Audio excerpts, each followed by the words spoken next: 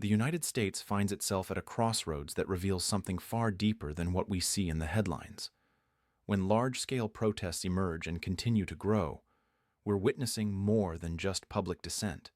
We're observing the material consequences of decades of policy choices that have systematically redistributed wealth upward while leaving working families behind.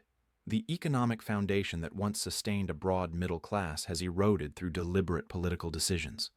The offshoring of manufacturing, the suppression of union power, the financialization of nearly every aspect of daily life.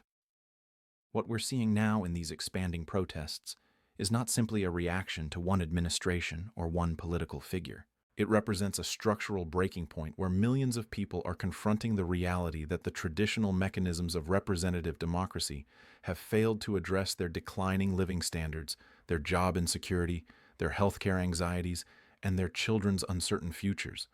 The political establishment, regardless of party affiliation, has maintained a consensus around neoliberal economics for generations. These protests signal that this consensus is fracturing. People are recognizing that the system itself requires fundamental transformation, not merely different personalities managing the same failing structure.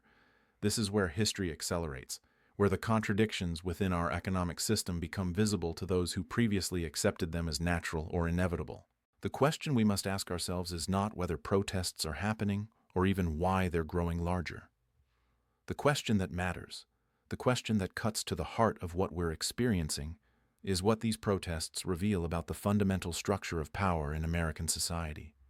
Because when we look honestly at what's unfolding, we're not simply watching people express anger at a particular administration or a particular set of policies.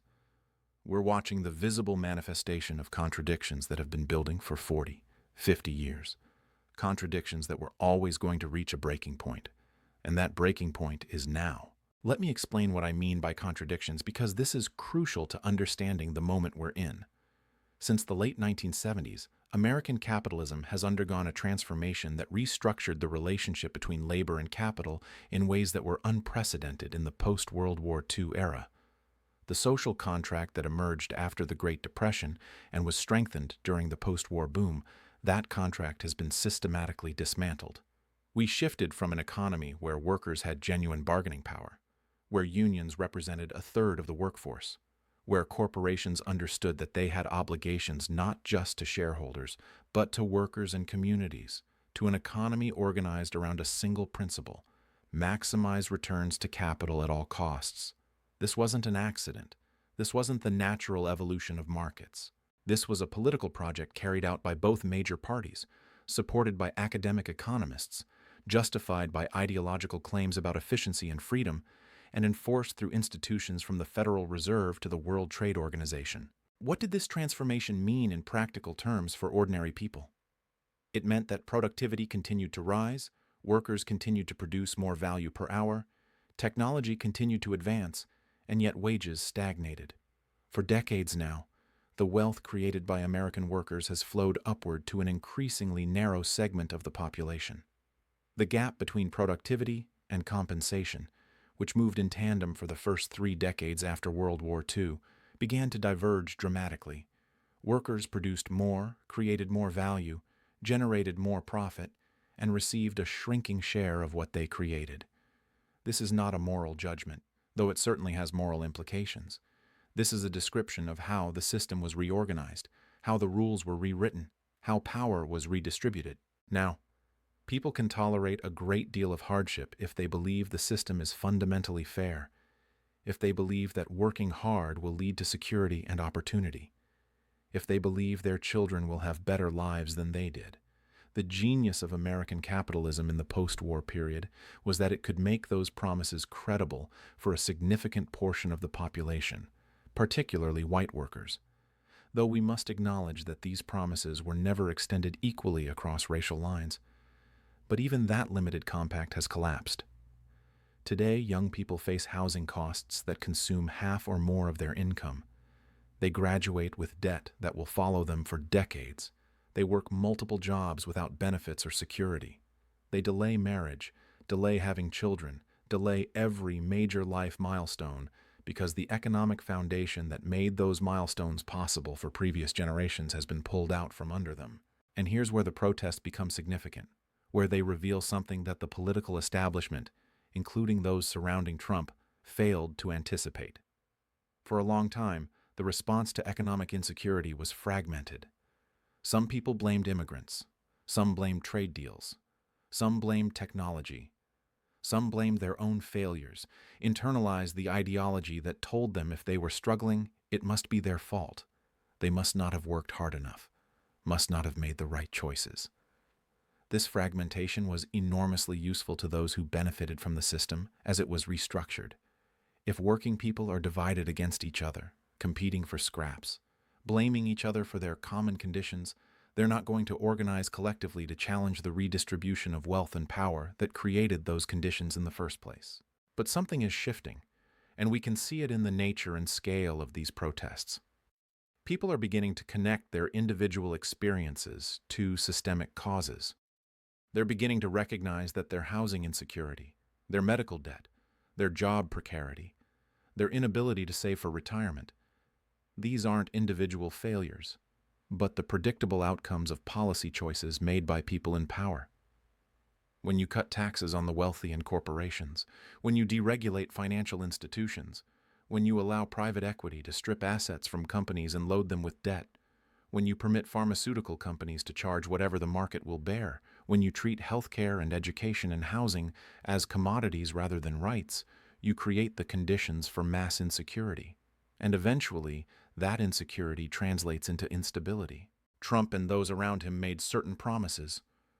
They claimed they would bring back manufacturing jobs, that they would revive communities devastated by deindustrialization, that they would challenge the elites who had sold out American workers. And there's a reason those promises resonated. People were desperate for someone to acknowledge their pain, to validate their sense that something fundamental had gone wrong, to offer an explanation that didn't require them to blame themselves. But here's the critical point. Here's where we have to be very clear about what happened and what didn't happen. The policies enacted were not fundamentally different from the neoliberal consensus that preceded them. Yes, there was different rhetoric. Yes, there was more explicit nationalism, more scapegoating of immigrants in China. But the actual policies, the tax cuts that overwhelmingly benefited the wealthy, the continued financialization, the failure to invest in public infrastructure or education or healthcare in ways that would genuinely transform people's lives, these represented continuity, not change. So what happens when the promises aren't kept? What happens when the material conditions continue to deteriorate, or at best remain stagnant for the majority, while wealth continues to concentrate at the top? You get disillusionment. And disillusionment can take different forms. It can lead to apathy and withdrawal. It can lead to scapegoating and reactionary politics. Or it can lead to a more systematic critique, a recognition that the problem isn't this or that politician, but the structure of the system itself. And that's what we're seeing emerge in these protests that keep growing, that refuse to dissipate, that bring together people from different backgrounds around demands that go beyond merely replacing one administration with another. Let's talk about what these protests are actually demanding, because it's important to understand that we're not talking about marginal adjustments. The demands emerging from these movements are fundamental. They're calling for universal health care, for housing as a human right, for living wages, for the cancellation of student debt, for massive public investment in a Green New Deal that would create millions of jobs while addressing the climate crisis, for workers to have real power in the workplace through strengthened unions and potentially worker ownership. These aren't demands that can be accommodated within the existing framework of neoliberal capitalism.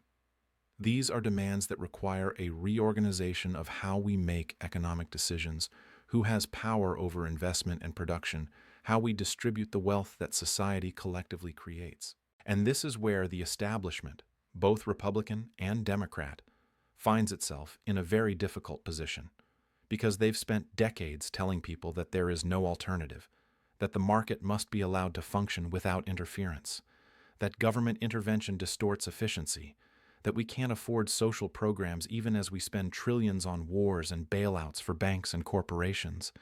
They've constructed an entire ideological apparatus to naturalize inequality, to make it seem inevitable, to convince people that imagining something different is naive or dangerous. But when material conditions become desperate enough, when enough people have nothing left to lose, ideology loses its power. People start asking very basic questions.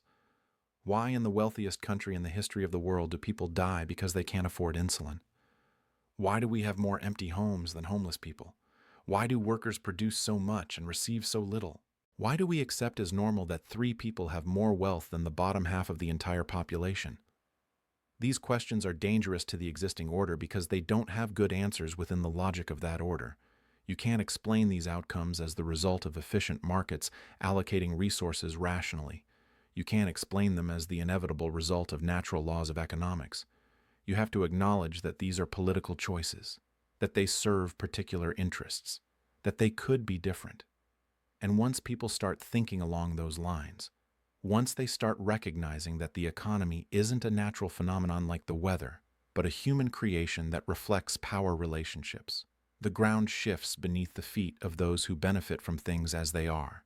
Now, Trump's response to these growing protests, the surprise that he and his allies express, this reveals something important about how out of touch the political establishment has become. They genuinely seem to believe their own propaganda. They seem to think that if they can just message better, if they can just find the right scapegoat, if they can just manipulate the news cycle, they can contain the discontent. But you can't propaganda your way out of material conditions. You can't convince people that they're not struggling when they can't pay rent, when they're skipping meals, when they're rationing medication. The legitimacy of any political system ultimately rests on its ability to provide for the basic needs of the population. When it fails to do that, when the gap between rhetoric and reality becomes too obvious to ignore, people start questioning everything. And let's be clear about what questioning everything means in this context.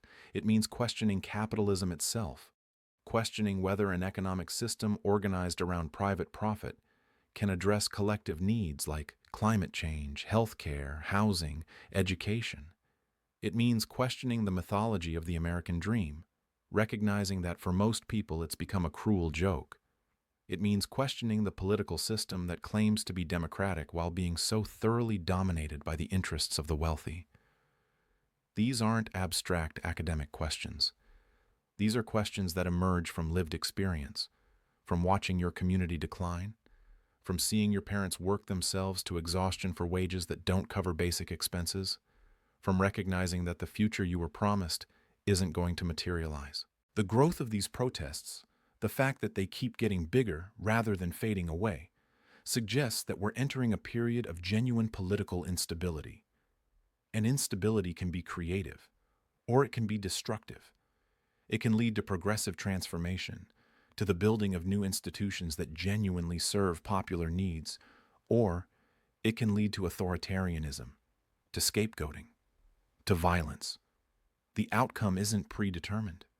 It depends on whether movements can build the organizational capacity to translate protest into power, whether they can articulate a coherent alternative vision, whether they can navigate the inevitable repression and co-optation that the system will deploy to defend itself. What we're watching unfold is not just about Trump being stunned by protests. It's about a system reaching the limits of its ability to reproduce itself in the forms we've known. The neoliberal order that has governed for the past 40 years is exhausted.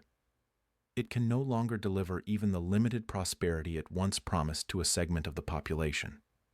It has produced such extreme inequality, such widespread precarity, such obvious corruption, that its legitimacy is collapsing. The question is what comes next, what we build in place of what's failing, and that question will be answered not primarily by elections or politicians, but by the struggles happening in the streets, in workplaces, in communities, by people who have decided they've had enough and are willing to fight for something different.